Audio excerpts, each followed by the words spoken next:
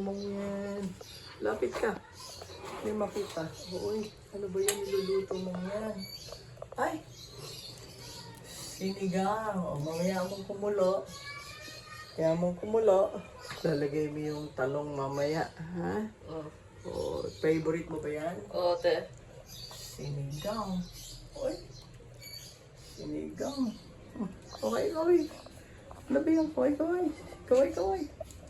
Ay, kahit walang apron. No? Pero mamaya, may darating na apron. May darating na apron. Ha? O, kaway. Kaway. Ba yan? Dahil pag lalagay mo itong talong, lalagay mo yung kangkong, tapos lalagay mo dyan.